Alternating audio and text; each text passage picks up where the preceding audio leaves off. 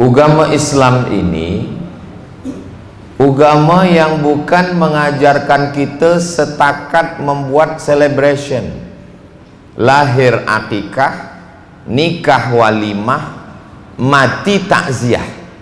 Ada 3 stesen: lahir, nikah, mati. Bukan, itu bukan ajaran Islam. Ajaran Islam ini mengajarkan kita bertanggung jawab atas semua yang kita lakukan. Inna sam'a, yang didengar telinga, wal basar, yang dipandang mata, wal fuad, yang dipikirkan akal, yang direnungkan hati, kullu ulaika kana ashu mas'ula. Semuanya akan diminta tanggung jawab di hadapan Allah Subhanahu wa ta'ala. Jadi kalau kita bekerja di sebuah corporate syarikat, itu kita dituntut hanya dari mungkin pukul 7 pagi hingga pukul 5 petang, atau kadang-kadang sampai malam. Bila kita sebagai seorang pilot, mungkin kita akan dituntut untuk aktif mempertanggungjawabkan semua aktiviti kita, daripada kita take off hinggalah landing. Tapi kalau kita berislam, dari mula kita lahir sampailah kita mati, semuanya akan dituntut di hadapan Allah Subhanahu wa ta'ala. Ayatnya kita hafaz dan kita baca dalam sembahyang. La tus'alunna yawma idzin 'anil na'im. Semua na'im. Na'im pakai ain, na'im artinya nikmat. Tapi kalau pakai hamzah, na'im, tidur. Makanya baca Quran mesti elok makharijul huruf. Rubbatalil Quran wal Quranu yal'anuh. Berapa banyak orang baca Quran dilaknat Quran sebab tak betul baca Quran. Alhamdulillah Ustaz Somad, saya tak pernah salah. Kenapa? Sebab tak pernah baca Quran.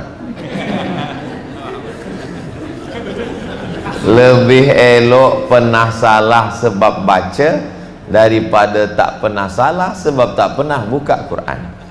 Bila tahlil baca Yasin malam Jumat pun setakat buka saja, tengok-tengok orang berhenti kanan kiri, tutup balik. Kenapa kita membaca Yasin di Brunei Darussalam, di semua bumi negeri Melayu tiap-tiap malam Jumat? Sebab di situ kita diingatkan bahawa semua akan diminta tanggung jawab. Wa in kullul lamma jami'ul ladaina muhdarun in kanat illa sayhatan wahidatan fa idahum jami'ul ladaina muhdarun. Muhdarun, kita akan dihadirkan, didatangkan menghadap Allah Subhanahu wa ta'ala. Bila kita dah datang menghadap Allah, maka lidah tak boleh menjawab. Yasin lagi, al-yawma nakhtimu ala afwahihim wa tukallimuna aydihim wa tashhadu arjuluhum bima kanu yaksibun. Mulut terkunci, tangan yang akan bicara, kaki yang akan bersaksi semua yang kita lakukan dulu. Itulah maka setengah orang tak ingin mengaji. Sebab bila mengaji datang rasa takutnya tentang masa lalu. Siapa yang tak pernah punya masa lalu? Semua kita punya masa lalu. Jadi bila ada seorang lelaki berkata kepada perempuan, aku ada masa lalu, aku masa lalu, engkau pun punya masa lalu, masa depan milik kita berdua. Boleh untuk status esok pagi selepas saya balik malam ni. Jadi kita memang disuruh untuk memandang masa depan. Yang masa lalu banyak silap, banyak salah, banyak dosa, telinga dengar macam-macam, mata pandang segala macam. Kita segera bertaubat kepada Allah Subhanahu wa ta'ala. Seelok-eloknya bertaubat adalah mandi taubat. Macam mana mandi taubat tu Ustaz? Mandi semua basah. Mandi di toilet ke atau di bilik mandi atau di mana? Terserah. Apalagi di Brunei Darussalam, bila nak mandi lepas di kampung air pun sedang mandi.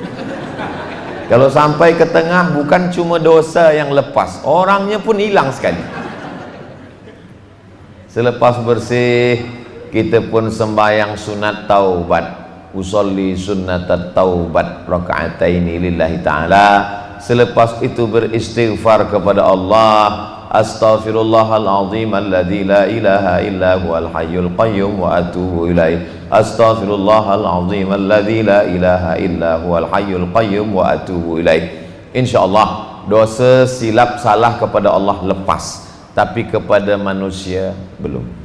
Hutang piutang, pinjam meminjam, gadai menggadai, semua mesti kita lepaskan. Itulah mengapa orang sebelum pergi ke Makkah haji dan umrah, dia jemput jiran, tetangga, kawan, sahabat, semua makan minum. Selepas dah bagi makan minum, dia pun bagi kata alu-aluan, saya insya-Allah akan berangkat ke tanah suci. Bila ada silap salah saya seselama bertetangga, berjiran, berkawan, satu ofis, bersahabat selama kita kenal, tolonglah puan tuan maafkan silap salah saya. Sebab semua dah makan, kata dia, alhamdulillah, iyalah kami maafkan. Asal kata dia dah maafkan, selesailah tu dah. Tapi masalah wang, masalah pinjam barang yang belum balik, maka mesti kita balikkan. Sesiapa yang curang kerana kawan lupa, wa may yaghlul, siapa yang curang ya'ti bima ghalla yaumal qiyamah, dia akan membawa kecurangannya, kebohongannya, tipu muslihatnya pada hari kiamat nanti menghadap Allah Subhanahu wa taala. Kepada Allah dengan taubat, kepada manusia dengan minta maaf. Selepas itu pandang ke hadapan, jangan terlampau banyak memandang ke belakang.